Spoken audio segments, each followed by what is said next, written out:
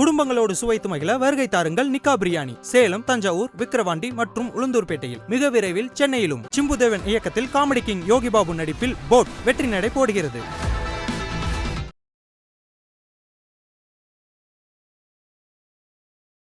நீங்கள் அரசியலுக்கு வந்து ஆட்சி அதிகாரத்தை கைப்பற்றி தமிழ்நாட்டிற்கு நல்லது பண்ணுங்க அப்படின்னு தான் எல்லா தந்தையும் சொல்லுவாங்க. ஆனா இந்த தந்தை போன்று இருக்கக்கூடிய ஈவி.கே. இளங்கோவன் அவர்கள் அப்படி சொல்லலையே. அரசியல் என்பது வந்து ஒரு தீய வழி அப்படின்னு சொல்லிட்டு சொல்றாரு. அப்ப தீய வழியை நல்வழியாக மாற்றுவது தான் எங்களுடைய கடமை. நாங்க இன்னொரு கலைஞராகவோ, இன்னொரு எம்ஜிஆராகவோ, இன்னொரு அண்ணாவாகவோ, இன்னொரு ஜெயலலிதா அம்மாவாகவோ நாங்க வரல. எங்கள் தளபதியாக தான் வராரு. எங்க கட்சியில் கட்டமைப்பு இல்லைன்னு சொல்ற நீங்க உங்க கட்சியை முதல்ல ஒரு கட்டமைப்பை உருவாக்குங்க. 5 அதிமுக இருக்கு, அதை ஒற்றை அதிமுகவா மாத்துங்க. எங்க கட்சியை பத்தி பேசுவதற்கு ஐயா செம்மலை அவர்களுக்கு எந்த ரைட்ஸ் கிடையாது. முதல்ல அதாவது சொந்த மாநிலத்தை சார்ந்த மக்களையே வந்து துப்பாக்கியால் சுட்டு 13 பேரை கொலை செய்த ஒரு கட்சி தான் அதிமுக கட்சி, அதிமுக அரசாங்கம். இந்த திமுக ஆட்சியில் தமிழ்நாட்டில் சட்ட ஒழுங்கு எப்படி இருக்குன்னு ஒரு கேள்வியை மட்டும் கேளுங்க. அந்த மக்கள் என்ன பதில் சொல்றாங்களோ அந்த பதில் தான் திமுகவிற்கான பதில். எல்லா பக்கமும் பயப்படுறாங்க, எல்லாருக்குமே ஒரு அச்ச உணர்வுங்க. ரவுடிசம் தலைவிரித்து ஆடுதுங்க. கேப்டனோடு எங்களை நீங்க வந்து தயவு செய்து அவர் காலி பண்ண மாதிரி எங்களை காலி பண்ணுறோன்னு நீங்க தயவு செய்து நினைக்காதீங்க. அந்த சிந்தனையிலே இருக்காதீங்க. இது வந்து வேற ரகம், இது வந்து வேற ஒரு டீம். 26 தேர்தல் களத்தில் நேரடியாக எதிர்கொள்வதற்கு நாங்கள் தயாருங்க. எல்லாவற்றையும் எதிர்கொள்ள தயாருங்க.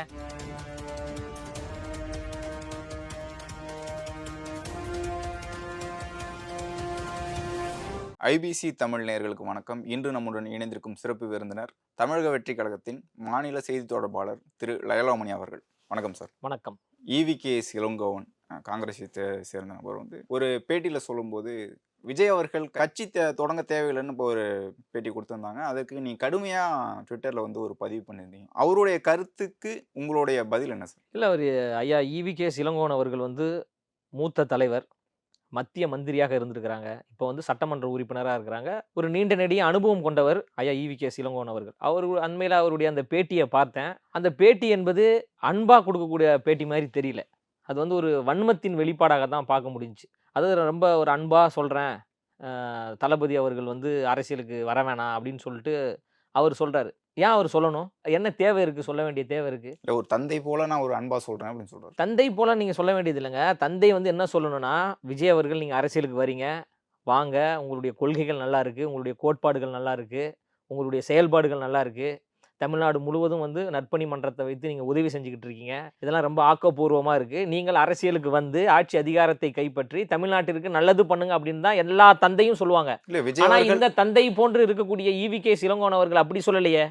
அவர் காங்கிரஸ் பிரமுகர் மாதிரி பேசவே இல்லையே. வன்மத்தெல்லாம் கக்குறாரு. வன்மத்தை வந்து கக்கக்கூடாதுல்ல, அது ரொம்ப ஒரு தவறு தான் நாங்க சொல்றோம். விஜய் அவர்கள் கொள்கையை நீங்க சொல்லவே இல்லை. அவர் வந்து அரசியல் ஏங்க, நாங்க கொள்கையை ஆரம்பத்திலே சொல்லிட்டாங்க. கட்சி அறிவிக்கும் போதே கொள்கைகளை அறிவித்து தான் தளபதி அவர்கள் கட்சியை அறிவித்தாங்க. சமூக நீதி, சமத்துவம், ஜனநாயகம், மதசார்பின்மை, ஒற்றுமை, மாநில சுயாட்சி, இதுதான் என்னுடைய கொள்கைன்னு அவர் சொல்றாரு. சம வாய்ப்பு, சம உரிமை கிடைக்க வேண்டும் என்பதுதான் எங்களுடைய கொள்கை. பிறப்புக்கும் எல்லா உயிருக்கும் என்கின்ற சமத்துவ கோட்பாடுகளை முன்வைத்து எங்களுடைய அரசியல் பயணம் இருக்கு. நான் இது வரைக்கும் பாத்தீங்கன்னா ஒரு 150க்கும் மேற்பட்ட யூடியூப் சேனல்ல பேசியிருக்கேன். எல்லா இதுலயும் நான் இதான் சொல்றேன். எங்களுடைய கோட்பாடு என்பது, எங்களுடைய செயல்பாடு என்பது சமத்துவ அரசியல் நம்ம சொல்றோம். சமூக நீதி தான் எங்களுடைய பார்வைன்னு நாங்க சொல்றோம். இந்த மாநிலம் நல்லா இருக்குன்னு நம்ம நினைக்கிறோம். தமிழ்நாட்டு மண்ணுக்கென்று ஒரு வாழ்வியல் இருக்கு, ஒரு பண்பாடு இருக்கு, ஒரு கலாச்சாரம் இருக்கு, ஒரு கோட்பாடு இருக்கு. அந்த கோட்பாடுகள் எல்லாம் பாதுகாக்கப்படணும். சாதியை வைத்து, மதத்தை வைத்து இங்க பிளவுவாத அரசியல் நடக்கக்கூடாது, ஊழல் அரசியல் நடக்கக்கூடாது, மக்களுக்கான ஒரு அரசியல் நடக்கணும், ஒரு மக்களாட்சி அரசியலை கொடுக்கணும் அப்படின்ற ஒரு உயர்ந்த பார்வையோடு தளபதி அவர்கள் வராருன்னு நான் எல்லா ஊடகத்திலையும் சொல்லிக்கிட்டு இருக்கேன். தலைவர் அவர்கள் அறிக்கையை வெளியிட்டு தான் கட்சியை அறிவித்தார். அப்போ பெரும் மரியாதைக்குரிய ஐயா ஈவி.கே. இளங்கோவன் போன்றவர்கள் வந்து அந்த அறிக்கையை படிக்கணும்ல. அறிக்கை படிச்சுட்டு நீங்க கருத்து சொல்லுங்க. அறிக்கையை படிக்காமையே வந்து நீங்க கருத்து சொல்வது ரொம்ப தவறு. அரசியல் என்பது வந்து ஒரு தீய வழி அப்படின்னு சொல்லிட்டு சொல்றாரு. அப்ப தீய வழியை நல்வழியாக மாற்றுவது தான் எங்களுடைய கடமை. அப்ப அவரே சொல்றாரு, ஐயா ஈவி.கே. இளங்கோவனே என்ன சொல்றாரு, அரசியல் என்பது ஒரு தீய வழின்னு சொல்றாரு. அப்ப நீங்க தானே அரசியல் இருக்கீங்க, நீங்க தானே 50 ஆண்டு காலமா தமிழ்நாட்டு அரசியல் இருக்கீங்க. அப்ப தமிழ்நாட்டில் தீய வழியில் அரசியல் நடத்துவதற்கு துணை போனது யாரு? ஐயா ஈவி.கே. இளங்கோவன் ஐயா துணை போனாரா? இப்ப நீங்க தான் அந்த தீய வழியை ஏற்படுத்தி கொடுத்ததா? அப்ப நீங்கள் உருவாக்கிய தீய வழியை நல்வழியாக மாற்றுவதற்கு தமிழக வெற்றி கழகம் வருது. இல்ல, அவர் பேசும்போது இன்னொரு கருத்து சொல்றாரு. விஜய் அவர்கள் வந்து ஒரு கருணாநிதி அவர்களோ, ஒரு பெரியார் அவர்களோ, ஒரு ஜெயலலிதா அவர்களாக கூட கிடையாது. அவர் எப்படி வந்து இங்க வந்து அரசியல் செய்ய முடியும் அப்படிங்கிற மாதிரி சொல்றாங்க. அதே மாதிரி மக்கள் கிட்ட விஜய்க்கு ஒரு ரசிகர்கள் இருக்காங்க. எல்லா தரப்பு மக்களும் ரசிகர்களா இருக்காங்க. ஆனா அது அரசியலா மாறாது அப்படின்னு சொல்லுவாங்க. ஏங்க அதை மாற்றக்கூடிய கடமையை நாங்கள் செஞ்சுக்கிட்டு இருக்கோங்க, மாற்றக்கூடிய வேலைகள் நாங்கள் செஞ்சுக்கிட்டு இருக்கோங்க. நாங்கள் இன்னொரு கலைஞராகவோ, இன்னொரு எம்ஜிஆராகவோ, இன்னொரு அண்ணாவாகவோ, இன்னொரு ஜெயலலிதா அம்மாவாகவோ நாங்கள் வரல. எங்கள் தளபதி தளபதியாக தான் வராரு. அவர்கள் வழியில், அவர்கள் இந்த சமூகத்திற்கு செய்த சமூக நீதி பார்வையில் எங்களுடைய அரசியல் பார்வை இருக்குன்னு தான் நாங்கள் சொல்லியிருக்கோம். எங்களுடைய கொள்கை தலைவர்களாக நாங்கள் யாரை சொல்கிறோம்? தந்தை பெரியார் அவர்கள் தானே எங்களுடைய கொள்கை தலைவராக சொல்கிறோம். அண்ணல் அம்பேத்கர் அவர்கள் தானே எங்களுடைய கொள்கை தலைவராக சொல்கிறோம். ஐயா காகிதமில்லத் அவர்கள் தானே எங்களுடைய கொள்கை தலைவராக நாங்கள் சொல்கிறோம்.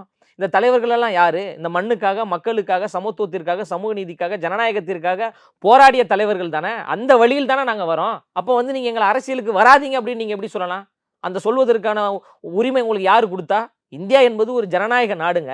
அந்த அதிகாரத்தை வந்து இந்தியாவினுடைய அரசமைப்பு சட்டம் கொடுத்திருக்கு. யார் வேண்டுமானாலும் அரசியலுக்கு வரலாம் என்கின்ற ஒரு அதிகாரத்தை கொடுத்திருக்கு.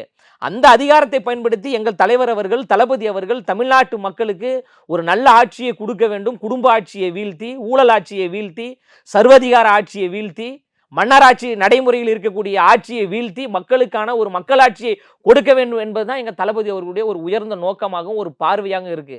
அந்த அடிப்படையில் தான் எங்க தளபதி அவர்கள் வராங்க.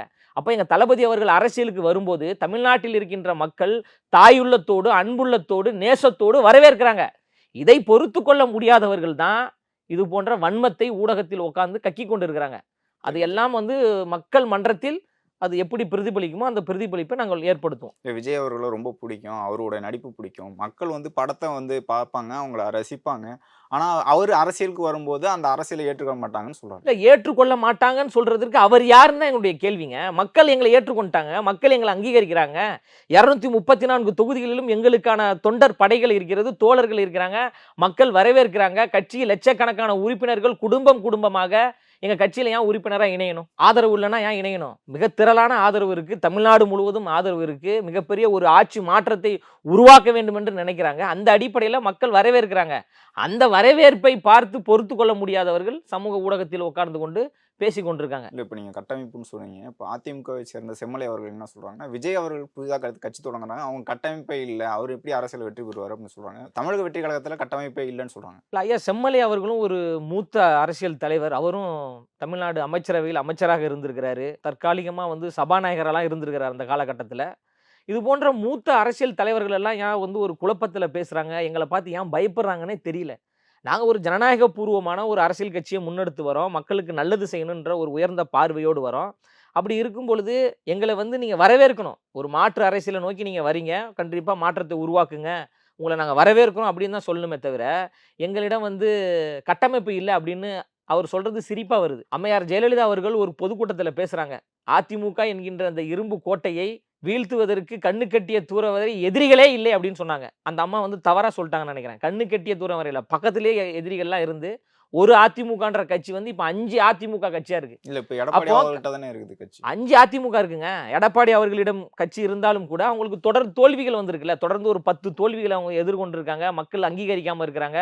கட்சிக்குள்ளே வந்து ஒரு குழப்ப நிலை, ஒரு சண்டை போயிட்டு இருக்கு. நம்ம அவங்க உட்கட்சிக்குள்ள நம்ம போக வேண்டியதில்லை. எங்க கட்சியை பேசுறதுனால நான் சொல்றேன், எங்க கட்சியில் கட்டமைப்பு இல்லைன்னு சொல்றேன். நீங்க உங்க கட்சியில கட்டமைப்பு இருக்கா? உங்க கட்சியை முதல்ல ஒரு கட்டமைப்பை உருவாக்குங்க. 5 அதிமுகவா இருக்கு, அதை ஒற்றை அதிமுகவா மாத்துங்க. எங்க கட்சி கட்டமைப்பு நிறைந்த கட்சிங்க. 234 தொகுதிகளிலும் தொகுதி பொறுப்பாளர்கள் இருக்காங்க. தமிழ்நாடு முழுவதும் இருக்கின்ற அனைத்து மாவட்டத்திலும் மாவட்ட தலைவர்கள் இருக்காங்க, மாவட்ட செயலாளர்கள் இருக்காங்க, வட்ட பொறுப்பாளர்கள் இருக்காங்க, நகர பொறுப்பாளர்கள் இருக்காங்க. 2 லட்சம் பொறுப்பாளர்கள் மட்டும் இருக்காங்க. தளபதி விஜய் மக்கள் இயக்கத்துல மட்டுமே 2 லட்சத்திற்கும் மேற்பட்ட பொறுப்பாளர்கள் இருக்காங்க. 120க்கும் மேற்பட்ட உள்ளாட்சி பிரதிநிதிகள் இருக்கிறாங்க. கட்டமைப்பு இல்லை நீங்க எப்படி சொல்ல முடியும்?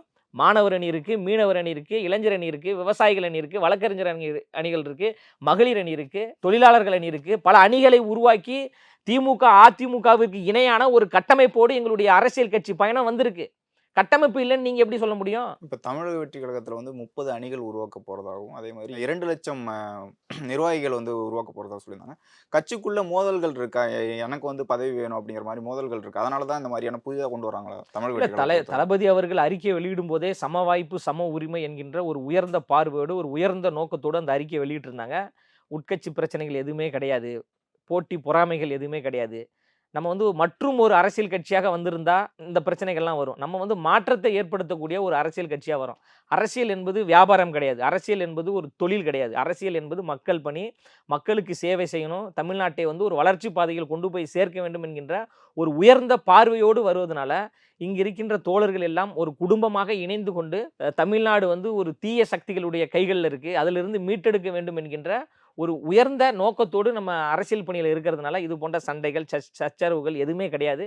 ரொம்ப ஒரு ஜனநாயக பூர்வமான ஒரு அமைப்பாக இருக்கிறது. எங்களுடைய முன்னவராக மூத்தவராக அரசியல் வழிகாட்டியாக கட்சியினுடைய பொதுச் செயலாளர் அவர்கள் இருக்காங்க. தொண்டர்களையும் தோழர்களையும் பக்குவப்படுத்துகிறாங்க, அரசியல் மையப்படுத்துகிறாங்க, மக்கள் பிரச்சனைகளுக்கு வந்து குரல் கொடுக்க வேண்டும் என்கின்ற ஒரு தூண்டுதலை ஏற்படுத்துகிறாங்க, சகோதரத்துவ பண்பை உருவாக்குறாங்க, ஒரு நல்லிணக்கத்தை ஏற்படுத்துகிறாங்க. இது போன்ற ஒரு ஆக்கப்பூர்வமான செயல்பாடு எங்கள் கட்சியில் நடந்துகிட்டு இருக்கு. கட்டமைப்பு மிக தெளிவாகவும் மிக மூர்க்கமாகவும் இருக்குது. எங்கள் கட்சியை பற்றி பேசுவதற்கு ஐயா செம்மலை அவர்களுக்கு எந்த ரைட்ஸ் கிடையாது. முதல்ல அதாவது சொந்த மாநிலத்தை சார்ந்த மக்களையே வந்து துப்பாக்கியால் சுட்டு 13 பேரை கொலை செய்த ஒரு கட்சி தான் அதிமுக கட்சி, அதிமுக அரசாங்கம். ஸ்டெர்லைட்ல 13 பேர் எப்படி இறந்தாங்க? ஸ்டெர்லைட் என்கின்ற நச்சு இருக்கக்கூடாது, இதனால் வந்து கேன்சர் போன்ற நோய்கள் வருது, அடுத்த தலைமுறைக்கு இந்த மண்ணை அப்படியே ஒப்படைக்கணும் அப்படின்ற ஒரு உயர்ந்த நோக்கத்தோடு அங்க மக்கள் அமைதியான முறையில் போராடிய போது அந்த மக்களை சுட்டு படுகொலை செய்தது யார் சுட்டா? 13 பேர் எப்படிங்க செத்து போனாங்க? அது எந்த கட்சிங்க பொறுப்பேற்கணும்? நீ சொந்த மாநிலத்தை சார்ந்த மக்களையே சுட்டு படுகொலை செய்த கட்சியை சார்ந்த நபர் வந்து எங்க கட்சியை வந்து கீழ்த்தரமா இழிவுபடுத்தி பேசுவதெல்லாம் ஏற்றுக்கொள்ள முடியாது. எங்களுடைய கட்டமைப்பு எப்படி இருக்குன்றத மாநாட்டில் வந்து அவரை வந்து பார்க்க சொல்லுங்க. இன்னும் ஓரிரு மாதத்துல மாநாடு வரப்போகிறது. அந்த மாநாட்டில் வந்து அவரை பார்க்க சொல்லுங்க. எப்படி கட்டமைப்போடு இருக்கிறோமா, கட்டமைப்பு இல்லாம இருக்கிறோமான்றது அந்த மாநாட்டில் தெரியும். இந்தியாவே திரும்பி பார்க்கக்கூடிய, இந்தியாவே வியந்து பார்க்கக்கூடிய மிகப்பெரிய ஒரு மாநில மாநாடாக தமிழக வெற்றி கழகத்தினுடைய மாநாடு நடைபெற போகிறது. அந்த மாநாட்டிற்கான வேலைகள் நடந்து கொண்டிருக்கிறது. இல்ல விஜய் அவர்கள் பிறந்த நாளுக்கு பிறகு வந்து கொடி அறிவித்திரும், வந்து மாநாடு அறிவிக்கிறோம், மாநாடு நடக்கும் அப்படின்னு தொடர்ந்து சொல்லிக்கிட்டே தான் இருக்காங்க. மாநாடு தள்ளி போயிட்டு இருக்கான காரணம் இல்ல, அதற்கான வேலைகள் நடந்துகிட்டு இருக்கு. மாநாடு நடத்துவதற்கான இடங்களை பார்த்து கொண்டிருக்கோம். கட்சிக்கான கொடிகளை உருவாக்கக்கூடிய பணிகள் எல்லாம் நடந்துகிட்டு இருக்கு. எல்லாமே ரெடி தான். இப்போ எல்லாமே ரெடியா இருக்கிறோம். அதெல்லாம் விரைவாக ஒவ்வொன்றாக கட்சியினுடைய தலைவர் அவர்களும் பொதுச் செயலாளர் அவர்களும் அறிவிப்பாங்க. எல்லாவற்றையும் எதிர்கொள்வதற்கு நம்ம தயாரா இருக்கும். இப்போ நீங்கள் பொதுச் செயலாளர் குறிப்பிட்டீங்க, செய்தியாளர் சந்திப்பில் இந்த வீடுகள் வந்து விஜய் அவர்களோட பணத்தில் வருதா அப்படின்னு கேட்கும்போது உங்களுக்கு தெரியுமா அப்படிங்கிற மாதிரியான ஒரு கோபத்தில் பேசக்கூடிய ஒரு வார்த்தைகள் பார்த்தோம். அதற்கான பதிலே சொல்லாமல் பத்திரிகையாளர்களை வந்து மிரட்டும் தொனியில் பேசுகிறாரு புசி ஆனந்த் அவர்கள் அப்படின்னு சொல்கிறாங்க. இல்லை, கோபத்திலையும் பேசலை, மிரட்டும் தொனியில் பேசலை, நியாயமாக பேசியிருக்கிறாரு, உண்மையாக பேசியிருக்கிறாரு. அதாவது கேள்வி கேட்கக்கூடிய பத்திரிகையாளர்களுக்கு என்று ஒரு தர்மம் இருக்கிறது. உங்களுடைய கேள்விகள் தான் நாங்கள் என்ன விதமான பதில்களை சொல்ல வேண்டும் என்பதை தீர்மானிக்கும். உங்களுடைய கேள்வி நியாயமாக இருந்தால் எங்களுடைய பதில்கள் நியாயமாக இருக்கும். உங்களுடைய கேள்வியில் உண்மை இருந்தால் எங்களுடைய கேள்வியில் உண்மை இருக்கும். உங்களுடைய கேள்வியில் வன்மம் இருந்தால் எங்களுடைய பதில் ஏடா கூடமாக தான் இருக்கும். அதில் எந்த மாற்று கருத்துமே கிடையாது. பத்திரிகையாளர்கள் வந்து பத்திரிகையாளர்கள் நாங்கள் யாரையுமே விமர்சிக்கல, யாரையுமே குறை சொல்லலைங்க. பத்திரிகையாளர்கள் இந்த சமூகத்துக்காக வேலை செய்யக்கூடியவர்கள் தான். ஆனால் சில பத்திரிகையாளர்கள் வேண்டுமென்று திட்டமிட்டு வன்மத்தை கக்கி கொண்டிருக்காங்க. அப்போ அவர்களிடம் நீங்கள் எப்படி பதில் சொல்லணும்னு எதிர்பார்க்குறீங்க? அப்போ அவர்கள் வழியில தான் நம்ம பதில் சொல்ல முடியும். ஏங்க, பெண் பத்திரிகையாளர்கள் அவர்கள் பணிபுரிகின்ற அலுவலகங்களில் உயர்ந்த பதவிக்கு வர வேண்டுமென்றால் தகாத உறவை மேற்கொள்ள வேண்டும் என்று எஸ்வி சேகர் சொன்னாரா இல்லையா? பெண் பத்திரிகையாளரை தரக்குறைவா கீழ்த்தரமா பேசினார்ல, அவருக்கு தண்டனை வாங்கி கொடுத்துட்டீங்களா? மூச்சு முட்டை எங்ககிட்ட கேள்வி கேட்டீங்கல்ல, அந்த சில பத்திரிகையாளர் கேட்டாங்களா, அந்த கேள்வியை திரும்ப திரும்ப கேட்டுட்டு இருந்தார்ல, எங்க போனீங்க? எஸ்வி சேகர் தண்டனை வாங்கி கொடுத்துட்டீங்களா? திமுகவினுடைய கொத்தடிமைகளாக இருக்கிறீங்கன்னு சொல்லிட்டு பிஜேபி கட்சியை சார்ந்த அண்ணாமலை அவர்கள் ஒவ்வொரு பத்திரிகையாளர் சந்திப்புலையும் பத்திரிகையாளரை கொச்சைப்படுத்தி பேசுறாரா இல்லையா திரு அண்ணாமலை அவர்கள்? அது குறித்து அந்த பத்திரிகையாளர்கள் கோவப்பட்டார்களா, ஆவேசப்பட்டார்களா? எதுவுமே பண்ணலையே. அவர்கள் சரியில்லை, மற்ற கட்சிகள் சரியில்லை, திமுகவோ அதிமுகவோ அண்ணாமலை அவர்களோ திமுகவினர்களோ அவங்க பேசுறது சரியில்லைங்கும் போது நீங்களும் அப்படிதான் தவறா பேசலங்க. தளபதி அவர்கள் பணம் கொடுத்தாரா கொடுக்கலையான்னு உங்களுக்கு தெரியுமான்னு கேக்குறாரு. இல்ல, அவருக்கு தெரியலங்கிறதுனாலதான் கேக்குறாரு. பணம் கொடுத்தாரா கொடுக்கலையா தெரியலன்னா அப்புறம் எதுக்கு பத்திரிகையாளரா இருக்கீங்க? பத்திரிகையாளர் என்பது பத்திரிகையாளர்கள் என்பது எல்லா விஷயத்தையும் தெரிந்தது பிறகுதான் நீங்க கேள்வி கேட்க முடியும். தெரியாம வந்து அதே கேள்வியை திரும்ப திரும்ப நீங்க கேட்கிறீங்க அப்படின்னா உங்களுக்கு உள்நோக்கம் ஏதாவது ஒண்ணு இருக்கு. ஏங்க, தளபதி அவர்கள் வந்து அவர் சொந்தமாக உழைத்து படத்துல நடிச்சு வேர்வை சிந்தி வெயிலிலும் மழையிலும் வசனங்கள் பேசி அதன் மூலம் வருகின்ற வருமானத்தில் ஒரு பகுதியை எடுத்து மக்களுக்கு உதவி செய்கிறாரு. அவருடைய தொண்டர்களும் அவருடைய தோழர்களும் அவருடைய தம்பி தங்கைகளும் தங்களால் முடிந்த 100, 200, 1000, 2000 என்ற காசை போட்டு மக்களுக்கு நலத்திட்ட உதவிகள் செய்கிறாங்க. அந்த நலத்திட்ட உதவி என்பது தளபதி அவர்களுடைய பேரில் இருப்பதில் என்ன பிரச்சனை, என்ன தவறு? மக்களுடைய வரி பணத்தில் இருந்து உருவாக்கப்பட்ட திட்டத்திற்கு ஒவ்வொரு தலைவர்களுடைய பேர் வைக்கிறாங்களா இல்லையா? அது குறித்து இந்த பத்திரிகையாளர் என்னைக்காவது கேள்வி கேட்டதுண்டா? கலைஞர் அவர்களுக்கு வந்து பேனா சிலை நிறுவனம் சொல்லிட்டு 81 கோடியை ஒதுக்குனாங்களே, அந்த 81 கோடி யாரு காசு? திமுக காசா இல்ல மாண்புமிகு ஐயா ஸ்டாலின் அவர்கள் காசா? யாரு காசு? தமிழ்நாடு மக்களுடைய காசுங்க. இதற்கு முன்னாடி இது குறித்து நீங்க முதலமைச்சர் அவர்களாக இருந்து இவ்வளவு திட்டங்கள் கொண்டு வந்திருக்காங்க, மக்கள் நலனுக்காக பாடுபட்டிருக்காரு, அதனால சில வைக்கிறோம் சொல்றாங்க திமுக தரப்பினர். இது வந்து சரியான வாதம் நினைக்கிறீங்களா நீங்க?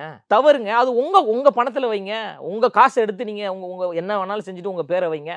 ஏன் 400 கோடி ரூபாய் செலவு பண்ணி கிளம்பாக்கம் பேருந்து நிலையம் உருவாக்கப்பட்டிருக்குங்க. 400 கோடி.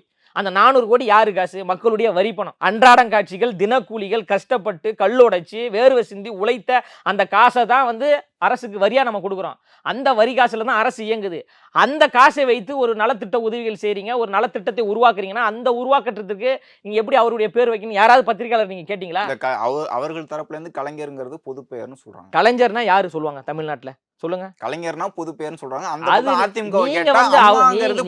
அவருக்கு சாதகமா வந்து நீங்க பதில் சொல்றீங்க. கலைஞர் அப்படின்றாலே கருணாநிதி அப்படின்னு தான் தமிழ்நாட்டுல தெரியும். அம்மா அப்படின்னா ஜெயலலிதா அம்மா தான் சொல்லுவாங்க. அரசியலோடு தொடர்பு படுத்தி தரப்பு கட்சிகளும் அதுதானே பதிலா கொடுக்குறாங்க உங்களுக்கு. அது வந்து அவங்களுக்கு எப்படி பதில் சொல்லணும்னு தெரியல. சரிங்களா? அந்த அடிப்படையில தான் நீங்க பார்க்கணும். ஒரு உணவகம்னு ஒன்று உருவாக்குறீங்க, மக்களுடைய வரி பணத்துல தான் அந்த உணவகத்தை உருவாக்குறீங்க, மக்களுடைய காசுல இருந்து அந்த உணவகத்தை உருவாக்குறீங்க. அதை தமிழ்நாடு உணவகம்னு வச்சுட்டு போக வேண்டியதானே? அது அம்மா உணவுன்னு வைக்கும் போது தானே பிரச்சனை வருது. அது குறித்து பத்திரிகையாளர் யாராவது கேள்வி கேட்டதுண்டா? அது கேட்கலையே. ஜல்லிக்கட்டு மைதானம் ஒன்று உருவாக்குறீங்க மதுரையில். அது மாடுபிடி வீரர்களுக்கும் அந்த காளையை அடக்கக்கூடிய அந்த செயல்பாடு, அது ஜல்லிக்கட்டோட ஒரு செயல்பாடு. அந்த ஜல்லிக்கட்டு மைதானத்துக்கும் ஐயா கலைஞர் அவர்களுடைய பேரை வைக்கிறீங்க. நீங்கள் பேர் வைங்க, எல்லாத்துக்குமே பேர் வச்சிருவீங்களா? அப்போ தமிழ்நாடு என்கின்ற பேர் எடுத்துட்டு கலைஞர் நாடுன்னு வைப்பீங்களா? அப்போ அது கேள்வி கேட்கக்கூடாதா? ஏங்க, மக்களுடைய வரி பணத்தில் உருவாக்கப்படுகின்ற எந்த திட்டத்திற்கும் தனிநபருடைய பேரை வைக்கின்ற பொழுது அதை கேள்வி எந்த பத்திரிகையாளர் கேட்டதுண்டா? அரசு மருத்துவமனைக்கு தலைவருடைய பேரை வைக்கிறீங்க. அந்த அரசு மருத்துவமனை அந்த தலைவர் சம்பாதிச்ச காசுல இருந்தா உருவாக்கப்பட்டுச்சு. ரயில் நிலையத்திற்கு தலைவர்களுடைய பேரை வைக்கிறீங்க. ரயில் நிலையம் வந்து அந்த தலைவர்களுடைய பணத்துல இருந்து அந்த ரயில் நிலையம் உருவாக்கப்பட்டது. இது குறித்து யாராவது பேசியதுண்டா? யாருமே பேசலீங்க. அண்மையிலங்க எங்க உரிமை தொகைன்னு ஒரு உரிமை தொகை கொடுக்குறாங்க மகளிருக்கு. குடும்ப தலைவிக்கு மாதம் 1000 ரூபாயும் கொடுக்குறாங்க. யாரு பேர்ல கொடுக்குறாங்க? கலைஞர் உரிமை தொகைன்னு கொடுக்குறாங்க. ஐயா கருணாநிதி அவர்கள் வந்து உழைத்து சம்பாதித்து சேமித்து வைத்த பணத்திலிருந்து எடுத்து எல்லாருக்கும் 1000 கொடுக்குறாங்களா அப்படின்னு நான் கேட்டா உங்களுக்கு எப்படி கோவம் வருது? நாளைக்கு கோவம் வருதா இல்லையா? அப்போ எங்களோட நீங்க தொடர்பு படுத்த கூடாதுங்க. இது வந்து அந்த தோழர்கள் உழைத்த காசு, தளபதி அவர்கள் உழைத்த காசு, அவர் உழைத்த காசை எடுத்து மக்களுக்கு உதவி செய்யும் போது அது யாரு பேர்ல கொடுத்தா உங்களுக்கு என்ன? நாளைக்கு நீங்க மக்களுடைய வரி பணத்தை சுரண்டி, மக்களுடைய வரி பணத்தை கொள்ளையடித்து, மக்கள் பதவி, அமைச்சர் பதவியில் இருந்து கொண்டு அரசு வேலை வாங்கி தரன்ட்டு மக்களிடம் காசை கொள்ளையடித்து சிறையில் இருக்கக்கூடிய நீங்களாம் எங்களை பார்த்து பேசக்கூடாது. அது தவறு. மக்களுடைய வரி பணத்தை முறையா மக்களோட போய் கொண்டு போய் சேருங்க. ஏன் அந்த ஸ்டிக்கர் ஓட்டுற அரசியலை நீங்க ஏன் பண்றீங்க? நாளைக்கு விஜய் அவர்கள் தமிழக வெற்றி கழகம் ஆட்சி அதிகாரத்துக்கு வந்த பிறகு வந்து விஜய் அவர்களுடைய பெயரோ தளபதிங்கிற பெயரோ வைக்காம அரசுன்னு மட்டும்தான் பேர் வைக்க போறீங்களா? எங்க ஒவ்வொரு மாற்றமும் நிகழுங்க. அதனாலதாங்க நாங்க சுட்டி காட்டுறோம். இந்த மாதிரிலாம் ஏன் நீங்க தவறு பண்றீங்க நாங்க சொல்றோம்ல. இப்ப சுட்டி காட்டும் போது அது தவறுன்னு தானே அர்த்தம். இது போன்ற தவறுகள் நடக்கக்கூடாதான் நம்ம சொல்றோம். நாம என்ன தெளிவா சொல்றோம்னா, இவ்வளவு வன்மத்தோடு கேள்வி கேட்கிற நீங்க, இவ்வளவு ஆவேசப்பட்டு கேள்வி கேட்கிற நீங்க, இந்த கேள்வியை ஆளுங்கட்சியை பார்த்து கேளுங்க. திரு ஸ்டாலின் அவர்களை பார்த்து கேட்பதற்கு உங்களுக்கு தைரியம் இருக்கா? திரு உதயநிதி ஸ்டாலின் அவர்களை பார்த்து கேள்வி கேட்க உங்களுக்கு தைரியம் இருக்கா? எங்க கேக்குறாங்க? யாரு கேட்டா? யாருமே கேட்கல. அப்ப நீங்க வந்து ஒரு அஜெண்டாவோடு நீங்க வரீங்க. திரு ஸ்டாலின் அவர்களா, அவர்கிட்ட இந்த கேள்வி மட்டும் தான் கேட்கணும். திரு உதயநிதி ஸ்டாலினா, அவர்கிட்ட இந்த கேள்வி மட்டும் தான் கேட்கணும். தமிழக வெற்றி கழகமா, அவங்க கிட்ட இந்த கேள்வி எல்லாம் கேட்டுருவோன்ட்டு அந்த கேள்வியில ஏன் வன்மத்தை கேட்கறீங்க? உதயநிதி அவர்கள்ட்ட நீட் தொடர்பா தொடர்ந்து பத்திரிகையாளர்கள் கேட்டுக்கிட்டு தான் இருக்காங்க. சமீபத்துல தூத்துக்குடியில கனிமொழி அவர்கள்ட்ட கள்ளச்சாராயம் தொடர்பா கேட்கும்போது நீங்க டாஸ்மாக் மூடுறீங்கன்னு சொல்லும்போது அவங்க பதில் சொல்லலாம். கேள்விகள் பத்திரிகையாளர்கள் கேட்டுக்கிட்டு தானே இருக்காங்க. இந்த கேள்வி கேட்டீங்களா? மக்களுடைய வரி பணத்தில் எதுக்குங்க உங்க தாத்தா பேரை வைக்கிறீங்கன்னு திரு உதயநிதி ஸ்டாலின் கேட்டீங்களா? திரு ஸ்டாலின் அவர்களிடம் ஏன் மக்களுடைய வரி பணத்திலிருந்து உருவாக்கப்படுகின்ற எல்லா திட்டத்திலையும் உங்க அப்பாவுடைய பேரை நீங்க வைக்கிறீங்களே, இது தவறு இல்லையா அப்படின்னு ஏதாவது கேட்டீங்களா? அதெல்லாம் நீங்க கேட்கலையே. அதை கேளுங்க. முதல்ல அதை கேளுங்க, அதை சரிப்படுத்துங்க, அதை ஒழுங்குபடுத்துங்க. இதெல்லாம் பத்திரிகையாளர்களுக்கும் கட்சியை சார்ந்தவர்களுக்கும் சமூக ஆர்வலர்களுக்கும் எல்லாருக்கும் அந்த ஒரு பொறுப்பு இருக்கு. சமூகத்தை நெறிப்படுத்தக்கூடிய, சமூகத்தை சீர்படுத்தக்கூடிய, சமூகத்தை ஒழுங்குபடுத்தக்கூடிய எல்லா வேலையும் நம்ம எல்லாரும் சேர்ந்து தான் செய்யணும். நீங்க வந்து கேப்டன் விஜயகாந்த் அவர்களை வந்து வன்மமா கேள்விகளால் வீழ்த்தியது போன்று, அவரை வந்து அவதூறா சித்தரித்தது போன்று, கேலி சித்திரை செய்தது போன்று நீங்க தமிழக வெற்றி கழகத்தை சாதாரணமா எடை போடுறீங்க. தளபதி அவர்களை ரொம்ப எளிமையா எடை போடுறீங்க. அதெல்லாம் வாய்ப்பே கிடையாது. கேப்டனோடு எங்களை நீங்க வந்து தயவு செய்து அவரை காலி பண்ண மாதிரி எங்களை காலி பண்ணுறோம்னு நீங்க தயவு செய்து நினைக்காதீங்க. அந்த சிந்தனையிலே இருக்காதீங்க. இது வந்து வேற ரகம், இது வந்து வேற ஒரு டீம், வேற விதமான அரசியலை நோக்கி நாங்க வர்றோம். சித்தாந்த தெளிவோடு வரோம், கொள்கை கோட்பாடுகளோடு வரோம், மக்களுக்கு நல்லது செய்ய வேண்டும் என்கின்ற ஒரு உயர்ந்த பார்வையோடு வரோம். அதனால வந்து எங்களை வந்து அவ்வளவு எளிதாகலாம் வீழ்த்திட முடியாது. அந்த எண்ணம் இருந்தால் அந்த எண்ணத்தை குழி தோண்டி புதைச்சிருங்க. தொடர்ந்து எதிர்கட்சிகள் மற்ற கட்சிகள் சொல்றது வந்து இது ஒரு ரசிகர் கூட்டம், நாளைக்கு ஒரு போராட்டம்னா நின்று ஒரு வழக்க சந்திப்பாங்களா அப்படிங்கிற மாதிரி தானே கேள்வி கேட்கறாங்க. ஏங்க சொல்றவங்க 1000 விதமா சொல்லுவாங்க, 1000 அவதூறுகளை பேசுவாங்க, வன்மத்தோடு பேசுவாங்க, இழிவா பேசுவாங்க. அவர்களுக்கு எல்லாம் நம்ம வந்து பதில் சொல்லிட்டு இருக்க முடியாது. நாங்கள் களத்தில் வந்து சந்திக்கிறோம் சொல்லிட்டேன். 26 தேர்தல் களத்தில் நேரடியாக எதிர்கொள்வதற்கு நாங்கள் தயாருங்க. எல்லாவற்றையும் எதிர்கொள்ள தயாருங்க. காவல்துறை நெருக்கடியாக இருந்தாலும் எதிர்கொள்வதற்கு ரெடிங்க, சிறையாக இருந்தாலும் எதிர்கொள்வதற்கு ரெடிங்க. எல்லாத்துக்கும் நாங்கள் ரெடியாக தானே இருக்கோம். கொடி ரெடி, கொள்கை ரெடி, கோட்பாடுகள் ரெடி, சித்தாந்தம் ரெடி, செயல் திட்டங்கள் ரெடி, மாநாடு நடத்துவதற்கான இடம் ரெடி, மாநாட்டிற்கான தேதி ரெடி, அந்த மாநாட்டை மிக சிறப்பாக நடத்துவதற்கு எங்களுடைய அரசியல் வழிகாட்டியாக இருக்கக்கூடிய எங்கள் பொதுச் செயலாளர் ரெடி, மாநாட்டில் வரலாற்று சிறப்புமிக்க உரையாற்றுவதற்கு எங்கள் தளபதி ரெடி, அந்த மாநாட்டை ஒரு வெற்றி மாநாட்டாக மாற்றுவதற்கு குடும்பம் குடும்பமாக, அணி அணியாக, கூட்டம் கூட்டமாக வருவதற்கு தமிழ்நாட்டு மக்கள் ரெடி, தமிழக வெற்றி கழகத்தை சார்ந்த தோழர்கள் ரெடி, குடும்ப ஆட்சியை, மன்னர் ஆட்சியை, ஊழல் ஆட்சியை, சர்வதிகார ஆட்சியை வீழ்த்துவதற்கு தமிழ்நாட்டு மக்களும் ரெடி. இதை விட வேற உங்களுக்கு என்ன வேணும்? எல்லாவற்றிற்கும் நாங்க ரெடியா இருக்கோம். எல்லாவற்றையும் எதிர்கொள்வதற்கு நாங்க ரெடியா இருக்க போறோம். சமீபத்தில் எதிர்கட்சி தலைவர் அவர்கள் என்ன சொல்லியிருந்தாங்கன்னா, தொடர்ந்து கொலைக்களமாக மாறிக்கிட்டு இருக்கு தமிழ்நாடு, இதை பற்றி பேசுங்க அப்படின்னு சொன்னாங்க. மற்ற கட்சிகளை தாண்டி தமிழக வெற்றி கழகமும் இந்த சட்டம் ஒழுங்கு பற்றி தொடர்ந்து பேசிகிட்டே இருக்காங்க. ரகுபதி அவர்கள் என்ன சொல்கிறாங்கன்னா, மக்கள் தொகை அதிகமாக இருக்கும்போது இந்த கொலைகள் வந்து அதிகமாக இருக்கும், பழிவாங்குதல் நடவடிக்கைகளை தான் அந்த மாதிரியான கொலைகள் தான் நடக்குதே தவிர ஒரு கலவரமாக இல்லை அப்படின்னு சொல்கிறாங்க. அதுக்கு உங்களுடைய பதில் என்ன? சட்ட ஒழுங்கு என்பது சந்தி சிரிக்கிறது. தமிழ்நாட்டின் சட்ட ஒழுங்கு என்பது ஒரு அபாயகரமாக இருக்குது. மக்கள் மிகப்பெரிய ஒரு அச்சத்தில் இருக்கிறாங்க. சாமானிய மக்கள் மிகப்பெரிய ஒரு பயத்தில் இருக்கிறாங்க. நாள்தோறும் கொலைகள் நடக்குது. இந்த 200 நாளில் மட்டுமே 600க்கும் மேற்பட்ட கொலைகள் நடந்திருக்கு. மிகப்பெரிய ஒரு ஆபத்தான ஒரு நிலையில மக்கள் உணர்றாங்க. அதுதான் உண்மை. இது அரசியல் படுகொலை கிடையாது. அதாவது இப்ப நான் சொன்னேன்னா, நான் தமிழக வெற்றி கழகத்தை சார்ந்த நபரா இருக்கேன், அதனால இவர் வந்து திமுகவின் மீது அபாண்டமா பொய் சொல்றாரு அப்படின்னு கூட நீங்க நினைக்கலாம். நான் என்ன சொல்றேன்னா, உங்களுக்கு என்று ஒரு கேமரா இருக்கு, செய்தியாளர்கள் இருக்கிறாங்க. ஏதாவது ஒரு தெருவை நீங்களே சூஸ் பண்ணுங்க, ஏதாவது ஒரு பகுதியை நீங்களே தேர்ந்தெடுங்க. வரக்கூடிய மக்கள்கிட்ட இந்த திமுக ஆட்சியில் தமிழ்நாட்டில் சட்ட ஒழுங்கு எப்படி இருக்குன்னு ஒரு கேள்வியை மட்டும் கேளுங்க. அந்த மக்கள் என்ன பதில் சொல்றாங்களோ அந்த பதில் தான் திமுகவிற்கான பதில். எல்லா பக்கமும் பயப்படுறாங்க, எல்லாருக்குமே ஒரு அச்ச உணர்வுங்க. ரவுடிசம் தலைவிரித்து ஆடுதுங்க. கொலை நகரமா மாறி இருப்பது உண்மைதானங்க, அதுல எந்த மாற்று கருத்துமே கிடையாதுங்க. அது வந்து ஒரு பொறுப்பான ஒரு அமைச்சர் அவர்கள் பொறுப்பான ஒரு பதில தான் சொல்லணுமே தவிர, அவர்கள் வந்து மக்கள் தொகை அதிகமாயிருச்சு, தனி மனிதர் கொலைகள் நடக்குது, இதற்கு வந்து அரசு எப்படி பொறுப்பேற்பது என்று சொல்றாருல்ல, அது மிக மிக தவறுன்றேன். நீங்க தானே கவர்மெண்ட், நீங்க தானே அரசாங்கம், நீங்க தானே காவல்துறை. புதுச்சேரியில ஒரு சம்பவம் நடந்தா கூட தமிழ்நாடுன்னு நீங்க செய்தியாக்குறீங்க அப்படின்னு சொல்றீங்க. இல்ல, அதை நாங்க செய்தியாக்கல, நாங்க எங்க ஆக்கணும்? அது அதிமுக ஆக்குனாங்கன்னா நீங்க அதிமுக தான் நாங்க கேட்கணும். எல்லாவற்றையும் நாங்க குறை சொல்லிட்டு இருக்க முடியாதுங்க. தமிழ்நாட்டில் நடக்கக்கூடிய பிரச்சனைக்கு தமிழ்நாடு அரசு தான் பொறுப்பேற்கணும். தமிழ்நாடு காவல்துறை தான் பொறுப்பேற்கணும். காவல்துறை தன் கட்டுப்பாட்டில் வைத்திருக்கின்ற முதலமைச்சர் அவர்கள் தான் பொறுப்பேற்கணும். நீங்க இருக்கிறீங்க, நீங்க முதலமைச்சரா இருக்கிறீங்க, உங்க காவல்துறை இருக்குது, உங்க அரசாங்கம் இருக்கு, இந்த அரசாங்கம் எங்களுக்கு பாதுகாப்பாக இருக்கும், மக்கள் நலன் மீது அக்கறை கொண்ட ஒரு அரசாங்கமாக இருக்கும், இங்க இருக்கின்ற பெண்களுக்கும் குழந்தைகளுக்கும் மாணவர்களுக்கும் எல்லாருக்குமே வந்து ஒரு பாதுகாப்பு அரணாக உங்கள் அரசாங்கம் இருக்கும் என்கிற அடிப்படையில் தான் உங்களுக்கு ஓட்டு போட்டு இந்த கவர்மெண்ட்டை கொண்டு வந்திருக்கிறாங்க. நீங்க ஆட்சிக்கு வந்ததுக்கு பிறகு அதே கொலை, கொள்ளை, கற்பழிப்பு அப்படின்னு பல சட்டவிரோத செயல்கள் நடக்கும்போது என்ன பண்ண சொல்றீங்க? அப்போ சட்டத்துறை அமைச்சர் அவர்கள் அந்த பதில் என்பது ஏற்றுக்கொள்ள முடியாது. அது மிகவும் ஒரு பொறுப்போடு அவர் பேசணும். இதற்கெல்லாம் வந்து அரசு பொறுப்பேற்காது. அப்ப யார் பொறுப்பேற்பா? அப்ப இந்த சட்ட ஒழுங்கு பிரச்சனையை சரி செய்வதற்கு என்ன பண்ணணுமோ அதை பண்ணணும். சமூகத்தில் நடக்கின்ற சமூக விரோத செயல்களை வந்து குறைக்கணும். தமிழ்நாட்டில் எங்க கலவரம் நடந்திருக்கு அப்படின்னு கேக்குறீங்க? கள்ளக்குறிச்சியில பெரிய கலவரம் நடந்தது. தங்கை ஸ்ரீமதி அவர்கள் மர்மமான முறையில் கொலை செய்யப்பட்டாங்களே, அப்ப மிகப்பண்மையில ஒரு கலவரம் நடந்துச்சா இல்லையா? பேருந்துகள் கொளுத்தப்பட்டதா இல்லையா? அடுத்த நாளே தடுத்து நிறுத்தப்பட்டது. எங்க கலவரம் நடக்கவே இல்லைன்னு அவர் சொன்னார்ல. நான் ஒரு சின்ன உதாரணத்தை சொல்றேன். கலவரம் நடந்துச்சா இல்லையா? பண்மையில கூட சேலத்துல ஒரு மிகப்பெரிய ஒரு சாதிய கலவரம் நடந்ததுல, 2 சாதிக்குள்ள மோதல்கள் நடந்ததுல, அடிதடி நடந்ததுல, அதையெல்லாம் நீங்க ஏன் தடுக்கல? கள்ளச்சாராயத்தை ஏன் நீங்க தடுக்கல? கத்தி எடுத்து வெட்டினாதான் வன்முறைன்னு கிடையாதுங்க. சாராயம் குடிச்சு செத்தாலும் வன்முறை தானே. வன்முறை என்றால் உயிர் போகும் தானே. அப்ப கள்ளச்சாராயம் குடித்து, விஷச்சாராயம் குடித்து 69 பேர் இறந்து போனாங்கல்ல, அப்ப அதுவும் ஒரு வன்முறை தானே. அதை ஏன் இந்த அரசாங்கம் தடுக்கல? இரும்பு கரம் கொண்டு அடக்கும்னு தானே நீங்க சொன்னீங்க. அதை நம்பி தானே உங்களுக்கு ஓட்டு போட்டு ஆட்சிக்கு கொண்டு வந்தாங்க. அதனால ஐயா ரகுபதி அவர்களுடைய அந்த பேச்சு என்பது ஒரு நகைப்பா இருக்கு, சிரிப்பா இருக்கு. ஒரு பொறுப்புள்ள ஒரு அமைச்சரா நீங்க பேசணும். அவரு கொஞ்சம் நகைச்சுவையா பேசக்கூடிய ஒரு நபர் தான். அவரே தமிழ்நாட்டை வந்து ராமர் ஆட்சி நடக்குது அப்படின்றாரு. ராமர் வந்து பெரியாருக்கு முன்னோடி, கலைஞருக்கு முன்னோடி, திராவிட கோட்பாடுக்கு முன்னோடி என்று பேசிய நபர் தான் ஐயா ரகுபதி அவர்கள். அதனால அவருடைய பேச்சு என்பது கொஞ்சம் அப்படி வளைஞ்சு தான் போகும். அதை நம்ம பெருசாக்க வேணாம். இப்போ ஆம்ஸ்ட்ராங் அவர்கள் வந்து இப்போ சென்னையில் வெட்டி படுகொலை செய்யப்பட்டாங்க.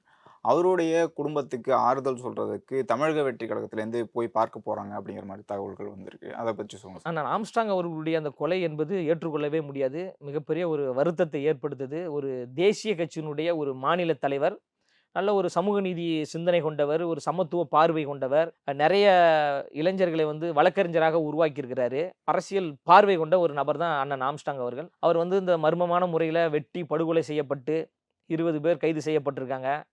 தமிழ்நாடு காவல்துறையும் அது குறித்து விசாரிச்சுக்கிட்டு இருக்காங்க. நம்ம கட்சியை சார்ந்த தோழர்கள் எல்லாம் போயிட்டு அந்த இறுதி ஊர்வலத்தில் கலந்து கொண்டாங்க, அஞ்சலிலாம் செலுத்தினாங்க. இப்போ நீங்கள் கேட்குற கேள்வி என்பது எனக்கு தெரியல, அதிகாரப்பூர்வமாக எனக்கு தெரியல. தளபதி அவர்கள் போறாரா அப்படின்னு நமக்கு தெரியல. அது தெரிஞ்சுதான் உங்களுக்கு முறையாக நான் சொல்கிறேன். 2 நாட்களுக்கு முன்பு நடந்த சம்பவம் கேரளாவில் நிலச்சரிவு வயநாடு பகுதியில் நடந்துச்சு. 100க்கும் மேற்பட்ட 200க்கும் மேற்பட்ட நபர்கள் வந்து இறந்துருக்காங்க. தொடர்ந்து இதற்கு முன்னாடி விஜய் அவர்கள் தொடர்ந்து பேசினது வந்து கேரளாவில் இருக்கக்கூடிய மலையாளிகளும் என்னுடைய உறவினர்கள் தான், என்னுடைய சகோதரிகள் தான், என்னோட சகோதரன் தான் அப்படின்னு சொன்னாங்க. இங்கே சென்னையில் வெள்ளம் வந்த போதும், தூத்துக்குடியில் வெள்ளம் வந்த போதும் விஜய் அவர்கள் நேரடியாக போயிட்டு உதவி பண்ணாங்க. அதே மாதிரி கேரளாவுக்கும் போவாரா விஜய் அவர்கள்? கண்டிப்பாக போவாருங்க. அவர் தளபதி அவர்கள் வந்து சொன்னது வந்து தமிழ்நாடும் கேரளாவும் என்னுடைய இரு கண்கள் அப்படின்னு சொல்லிட்டு சொன்னாங்க. கேரளாவில் வயநாடு பகுதி நிலச்சரிவு ஏற்பட்டு இதுவரை 300க்கும் மேற்பட்டவர் வந்து இறந்துருக்காங்க. ரொம்ப ஒரு துயரமான ஒரு சம்பவம். ஏற்றுக்கொள்ளவே முடியல. எல்லாம் மண்ணுக்குள் புதைந்து மூச்சு திணறிய அந்த இறக்கக்கூடிய காட்சிகள் எல்லாம் நம்ம சமூக வலைதளத்தில் பார்க்குறோம். அப்படியே இதயமே ஒரு கனகனத்த இதயமாக தான் இருக்குது. அந்த அடிப்படையில் வந்து கேரளாவில் இருக்கின்ற நம்ம நற்பணி மன்றத்தை சார்ந்த தோழர்கள் மீட்பு பணியில் ஈடுபட்டு இருக்காங்க. அங்கே பாதிக்கப்பட்ட மக்களுக்கு வந்து உதவி செய்கிறாங்க, மருத்துவ உதவி செய்கிறாங்க, அத்தியாவசிய உதவிகள் செஞ்சுக்கிட்டு இருக்கிறாங்க.